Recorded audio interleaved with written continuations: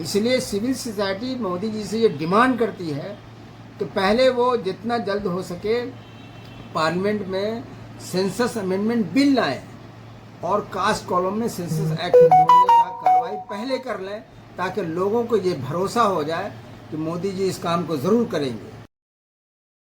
इस वक्त पटना के आशियाना में मैं मौजूद हूं और doctor Ejaz Ali ex MP मौजूद हैं। उनसे जानने का कोशिश करेंगे कि पहलगाम अटैक के बाद दूसरी बार देश के माननीय प्रधानमंत्री का आगमन पटना में होगा। इस दरमियान में कई लोग अपने बैनर पोस्टर लेके सड़कों पर उतरे हैं, पार्टी लेवल पर, संगठन के द्वारा, तमाम मोर्चे के द्वारा, मगर वहीं दूसरी ओर सड़कों पर एक बैनर और दिखाई दे रही है। मोर्चे का कहना है कि जातीय जनगणना अब की बार की सरकार होगी बिहार में। जानने का कोशिश करेंगे।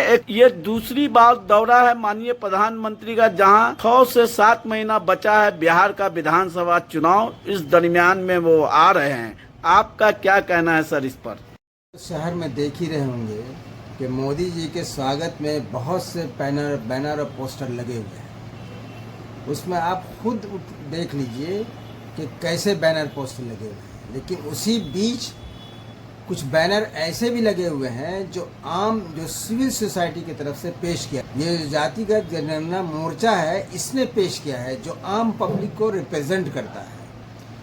इसका कहना है कि अब की बार जातीय जनगणना की ही सरकार बनेगी, चाहे वो बिहार में बने या केंद्र में जाके बने, या इस बीच जितने स्टेट हैं उनका चुनाव हो उसमें बने, लेकिन जातिगत आधार पर जो जोर देगा उसी की सरकार बनेगी। तो इस बैनर के जरिए आदरणीय मोदी जी से, प्रधानमंत्री जी से लोग ये रिक्वेस्ट कर रहे हैं कि आप जातीय जनगणना जो है इसमें किसी भी एतबार से पीछे ना हटें। इसलिए कि 2011 में यूपी के गवर्नमेंट ने ऐसे ही हल्ला किया था कि हम जातिगत आधार पर जनगणना करा लेंगे, लेकिन वो हुआ नहीं था। वो समझिए कि असंवैधानिक होकर रह गया, गैर कानूनी था, इसलिए सामने नहीं आ सका। इस बार मोदी जी को इसको सीरियसली लेना पड़ेगा और इसके लिए उनको सबसे पहला काम ये करना पड़ेगा कि जो सेंसस एक्ट 1948 का चला आ रहा है अब तक, जिसके वजह से जातीय आधार पर जनगणना नहीं होता है, शेड्यूल कास्ट शेड्यूल ट्राइब को छोड़कर नहीं होता है, जो अत्यंत पिछड़े जात के लोग हैं, जो पिछड़े जात के लोग हैं, जो सवर्ण हैं या जो माइनॉरिटीज़ हैं, इनके बीच जातीय आधार पर जनगणना नहीं किया जाता है। इस बार होना चाहिए, लेकिन इसके पहले सेंसस एक्ट 1948 में अमेंडमेंट करना पड़ेगा, संशोधन करना पड़ेगा। इसके लिए पार्लियामेंट में बिल लाना पड़ेगा। अब बिल ला के जाति कॉलम को फिर से जोड़ना पड़ेगा, जैसे 1931 में ये जुड़ा हुआ था। चूँकि 1948 में नेहरू जी ने जो सेंसस एक्ट बनाया फाइनली, उसमें उन्होंने जाति कॉलम को हटा दिया था। इसी वजह से जाति आधार पर जनगणना बंद हो गया।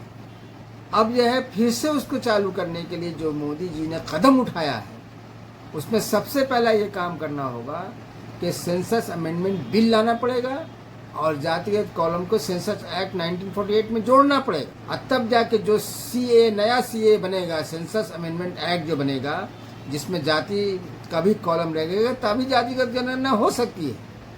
इसलिए सिविल सोसाइटी मोदी जी से ये डिमांड करती है तो पहले वो जितना जल्द हो सके पार्लियामेंट में सेंसस अमेंडमेंट बिल लाएं और कास्ट कॉलम में सेंसस एक्ट जोड़ने का कार्रवाई पहले कर लें, ताकि लोगों को ये भरोसा हो जाए कि मोदी जी इस काम को ज़रूर करेंगे। चूँकि मोदी जी हैं तो लोग कहते हैं कि मुमकिन है।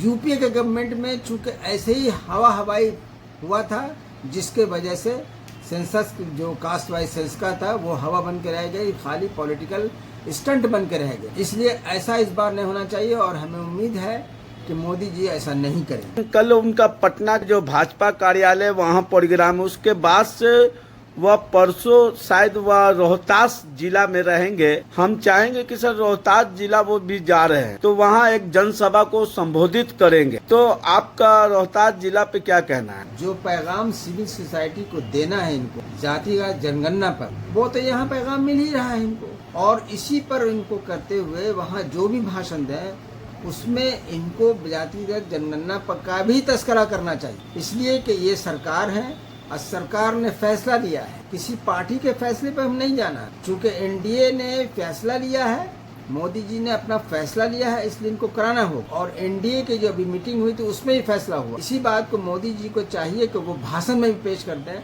तो आकर आम लोगों को ये भरोसा हो जाए कि मोदी जी कह दिए हैं तो इसका मतलब ये जनगणना होगा। आम सिविल सोसाइटी के लोग हैं, इंक्लूडिंग माइनॉरिटीज, ये सब चाहते हैं कि जाति के आधार पर जनगणना होना चाहिए, ताकि जिन लोगों को हक नहीं मिल सके, जिनको शेयर न मिले, उनको भी शेयर मिले, ताकि लोग एक होमोजेनियस सोसाइटी बनकर आगे बढ़ें।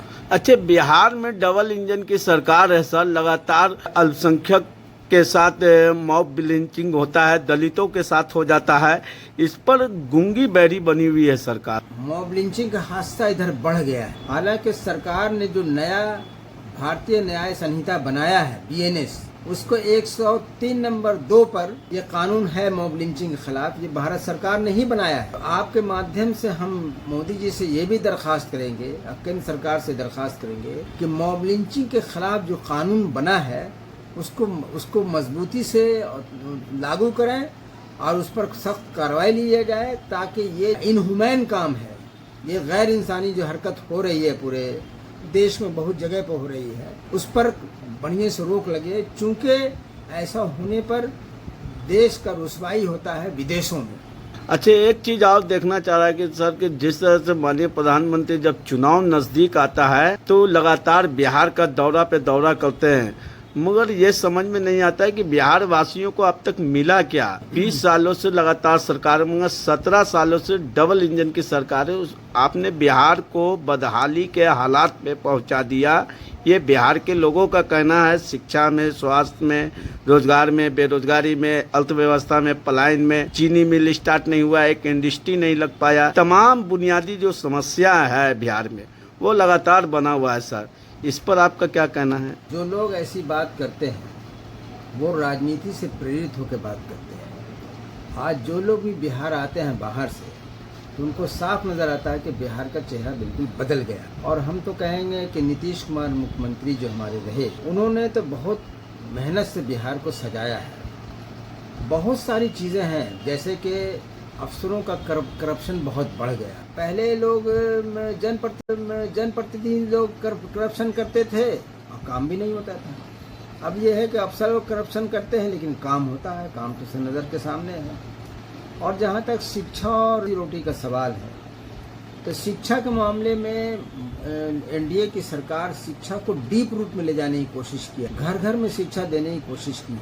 इसलिए उस शिक्षा का स्तर तो गिरेगा ही, लेकिन फिर भी जो लोग कल शिक्षा लेना नहीं चाहते थे उनके बीच में शिक्षा हो रही है, इससे इनकार नहीं कर सकता। हमने बताया नहीं कि जो लोग इस तरह की बात करते हैं वो लोग सिर्फ राजनीति से प्रेरित। जहाँ तक रोजी रोटी का सवाल, पूरे मुल्क में महंगाई बढ़ी है तो बिहार में ही बढ़ी हुई है, पूरे मुल्क में बेरोजगारी है तो बिहार में। चूंकि जब से भारत आज़ाद और जब से लोकतांत्रिक व्यवस्था है, लोगों ने बुनियादी समस्याओं को अपना कौमी नेशनल इशू कभी नहीं बना। नेशनल इशू चाहे जिसकी भी सरकार रही हो, ये 10 बरस से जो सरकार 12 बरस से चल रही है या इसके पीछे की जितनी सरकारें रही, उसमें बीच में जो समाजवादी आंदोलन आया था, उसी में लगा कि बुनियादी समस्याएं उठाई जाएंगी और उठी हैं। लेकिन चाहे पहले कांग्रेस की सरकार रही हो या इस वक्त की सरकार है, इन लोगों का नेशनल इशू या तो मंदिर मस्जिद है, या हिंदू मुसलमान है, या हिंदुस्तान पाकिस्तान है। इसी पर सारी सियासत हुई। तो चूंकि ये सिलसिला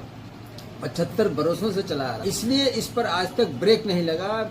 लोगों को वोट आसानी से मिल जाता है कॉमनल इश्यूज पर, इसलिए करते रहते। अब यह है कि इसके लिए सिविल सोसाइटी को खड़ा होना पड़ेगा कि इन इश्यूज पर वोट न दे।